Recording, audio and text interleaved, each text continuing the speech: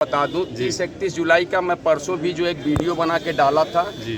परीक्षा नियंत्रक देवेंद्र प्रताप सिंह जी ने 30-31 की जो जुलाई की डेट दी थी वो लगभग एक सप्ताह पहले उन्होंने आज तक के चैनल पे बोला था। अच्छा। हाँ, इलेक्ट्रॉनिक मीडिया का जो आज तक चैनल था उस पर उन्होंने, और भारत चैनल भी था, दोनों के माइक लगे हुए थे। उस माइक पर उन्होंने बोला है कि 21-22 जुलाई की जो डेट थी वो कांवड़ यात्रा के मद्देनजर, पश्चिम में कांवड़ यात्रा चलती है जहां से वन वे हो जाता है और रास्ते भी बंद हो जाते हैं। इस वजह से हम लोग 30 और 31 जुलाई का कराने का प्रयास करेंगे। तो यह डेट तो पूर्व निर्धारित थी, लगभग जो है 10 दिन पहले। जी। हाँ, बताया उन्होंने कल होगा तो देर से बताया। हाँ, देर से बताया, लेकिन उस बताने पर भरोसा नहीं है ना। लिखित पर जब भरोसा नहीं है तो बताने का क्या भरोसा। नोटिफिकेशन के बारे में उनका कहना था, जो यहाँ अंदर गए थे उन लोगों ने बताया कि नोटिफिकेशन 1 हफ्ते या 10 दिन का इस बारे में मैं नहीं कर सकता। मेरा कहना, मैं यहाँ इसलिए आया हूँ कि नोटिफिकेशन के द्वारा, क्योंकि नोटिफिकेशन पर भी उनका विश्वास नहीं। उन्होंने 3-3 नोटिफिकेशन दिए टीजीटी के लिए, पीजीटी के लिए 3-3 दिए। पता नहीं कौन से पन्ने पे छापते हैं कि वो स्याही उड़ जाती है। तो इस बात का बेहद अफसोस है। तो हम लोगों ने स्टैम्प पेपर भी लाए हैं। कहाँ स्टैम्प पेपर दिखाइए थोड़ा सा। स्टैम्प पेपर किसके पास है? स्टैम्प पेपर दीजिए। हमने कहा कि चलिए भाई, आपका पन्ना सही नहीं काम कर रहा तो मैं उत्तर प्रदेश सरकार वाला पन्ना लेते आ रहा हूँ, और गरीब आदमी हूँ, 10 रुपये का स्टैंप लाया हूँ, क्योंकि इससे ज़्यादा की औकात मेरी नहीं है। अगर इस पे भी वो लिख के दे दे तो हम संतुष्ट हो जाएंगे। तो ये नोटिफिकेशन निकाला जाए, ये डिमांड है कि तुरंत इसकी नोटिफिकेशन हो, डेट जो भी है उस पर फाइनल। तो परीक्षा, अभी तो हमको नए विज्ञापन भी बात करनी है। परीक्षा करा के ये कौन सा तीर मार लेंगे जी। ये गुजरे जमाने की भर्ती है जी। 3 साल बाद परीक्षा करा रहे हैं और वो भी कराने में असमर्थ हैं।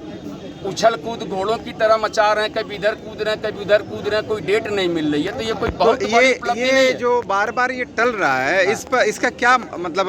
ऐसा बहुत ही हास्यास्पद बात है कि 3-4 बार ये टल रहा है, मतलब इसके पीछे क्या वजह हो सकती है? सबसे बड़ी वजह इच्छा शक्ति की कमी, विल पावर नहीं है, कराने की क्षमता नहीं है, नोट गिनने की क्षमता। प्रत्येक महीना 2 लाख रुपया सैलरी सदस्य को और 2.5 लाख रुपया अध्यक्ष महोदया को मिलता है। और वो कहाँ से?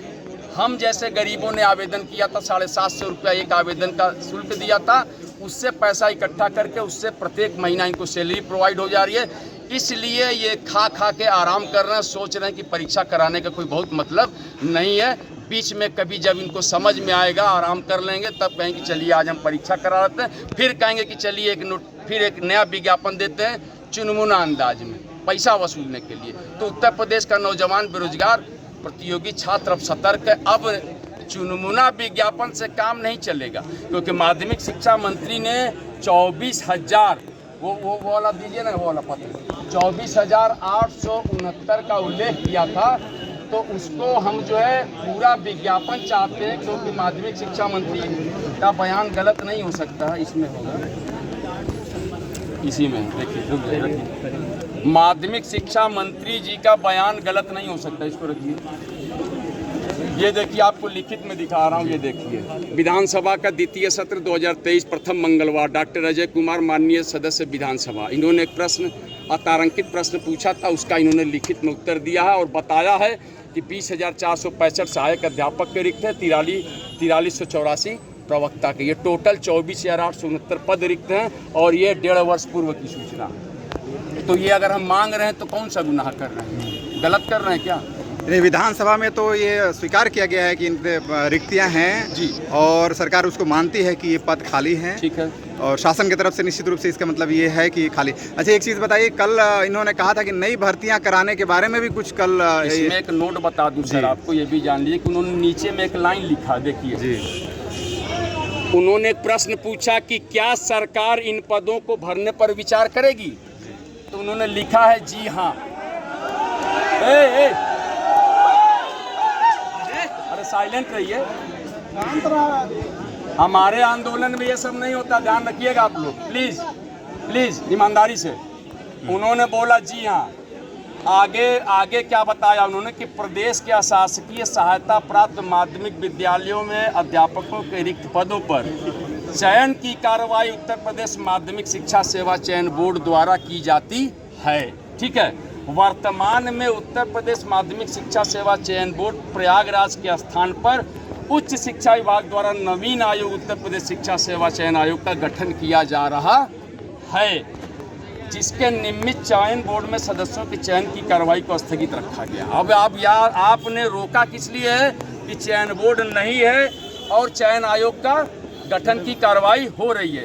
चयन आयोग बन गया है लेकिन जो है ये भर्ती नहीं आ पाई है, ये बड़ा सवाल है। तो आप लोगों की यूपी टीजीटी पीजीटी के अलावा भी कुछ मैं देख रहा था कि आपने जो वीडियो जारी किया था उसमें 2-3 बातें और भी थी। बहुत सारे मुद्दे हैं। कला को जीव विज्ञान को बाहर किया गया है टीजीटी से, वो एक हमारा इशू है। टेक्निकल आर्ट किए हुए जो व्यक्ति हैं, अभ्यर्थी हैं, उनको जो है टीजीटी कला विषय से बाहर किया गया है। और जो बीएड नहीं किए उनको एक अवसर हम चाहते हैं कि प्रवक्ता में मिल जाए, हमारी मांग है, चाहते हैं अगर मिल जाए तो बहुत अच्छी बात है, उन गरीबों का भी कल्याण हो जाएगा। असिस्टेंट प्रोफेसर बीएड की विषय की परीक्षा तिथि को जो है घोषित करना चाहिए उनको, क्योंकि यही एक परीक्षा नहीं हो पाई है। और शुचितापूर्ण पारदर्शितापूर्ण जो है परीक्षा कराने के लिए मंडल स्तर पर परीक्षा कराया जाए। इन्हीं सब मुद्दों को लेकर आज हम अपने आज मिलने वाले हैं आप लोग। पूरा प्रयास हमारा रहेगा, निस्संदेह कोशिश वही रहेगी और कोशिश करने वालों की कभी हार नहीं होगी। धन्यवाद। हाँ